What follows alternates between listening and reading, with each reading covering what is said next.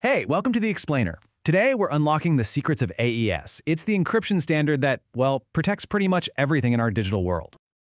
Ever wonder how the internet actually keeps secrets? From your bank details to your private messages, there's this powerful algorithm working behind the scenes. So yeah, let's dive into exactly what that is. All right, here's what we're going to cover. We'll start with where it came from, then we'll peek inside the black box to see how it works. After that, we'll talk about why it's so incredibly secure, see all the places you're using it every day, and finally, and this is the important part, we'll uncover its real Achilles heel. Okay, so how did AES become the gold standard for, well, everything? The story actually starts with the failure of the algorithm that came before it. Now this is what's so cool about the AES story. For its predecessor, DES, the process was super secretive, all done behind closed doors. But for AES, NIST basically threw a global party, a cryptographic bake-off, if you will. They said, hey world, here are the contenders. Do your absolute worst. The best minds on the planet spent years just trying to break these things. So the winner, a cipher called Ringedel, wasn't just chosen, it survived. And that public trial by fire is exactly why we trust it so much today. So what exactly is AES? Well, at its core, it's what we call a symmetric cipher. And that just means it uses the same key to both lock and unlock the data.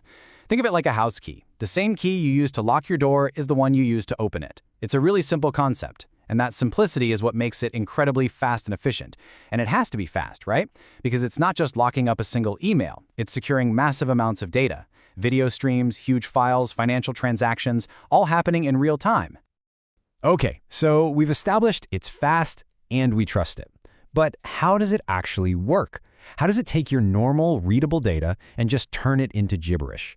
Let's take a look inside that black box. The whole thing works kind of like a high-tech assembly line for scrambling data. First, your information is arranged into a neat little grid. Then, it gets sent through multiple rounds of transformations. And depending on the key size you're using, that could be 10, 12, or even 14 rounds. With each round, the original message gets more and more jumbled, basically disappearing into a mess of mathematical noise. So the first stop on this assembly line is a step called SubBytes. Think of it as a substitution station. Every little piece of your data, every byte, gets swapped out for a different one using a secret lookup table. This isn't a simple A becomes B kind of thing. It's a really complex substitution. The whole point is to create what cryptographers call confusion, to totally wreck any patterns in the original data, so you can't just guess what it was.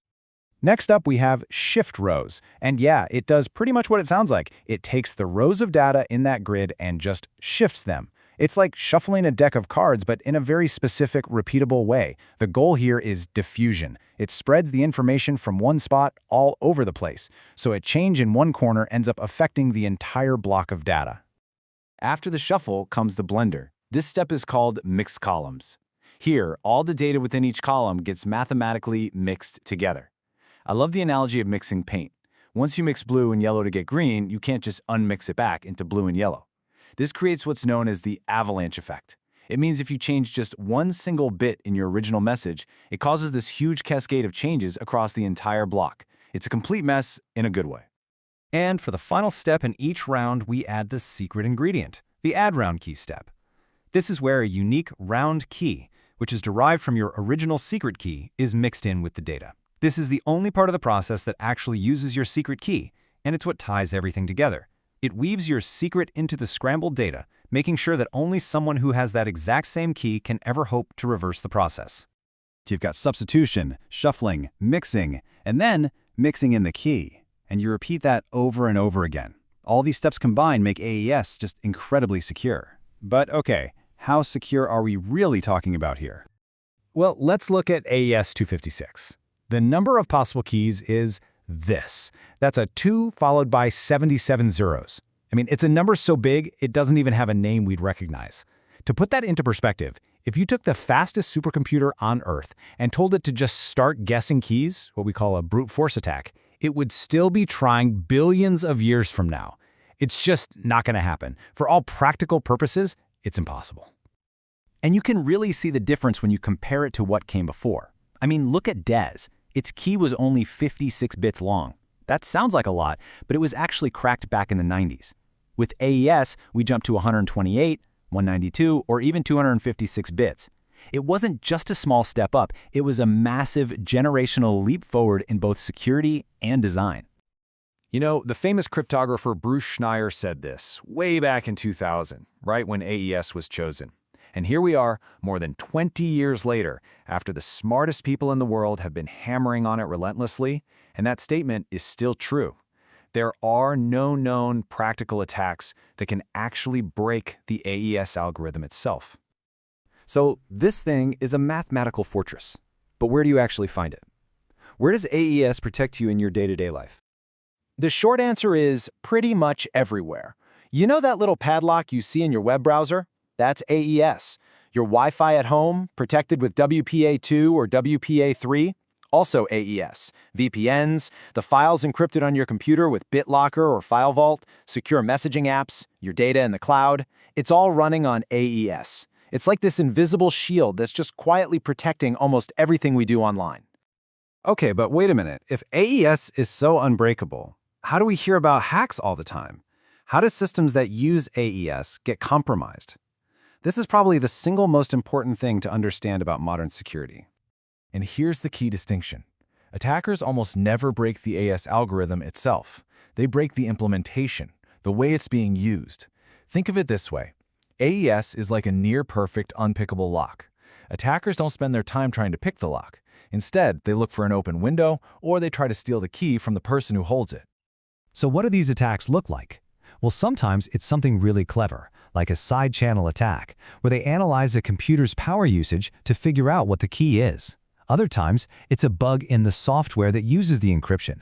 But most of the time, it's much simpler. It's about weak key management, stealing the key or guessing it. Or it's just human error. Because really, why would you spend billions of years trying to pick the world's strongest lock if you can just trick someone into handing you the key? A great case study for this is the crack attack on Wi-Fi a few years back. It was a huge deal, but it didn't break AES at all. What it did was find a flaw in the Wi-Fi protocol, the set of rules for communication. It basically tricked your phone or laptop into reinstalling a key it had already used, which allowed an attacker to snoop on the connection. The AES lock was perfectly fine. It was the instructions on how to use the lock that were broken.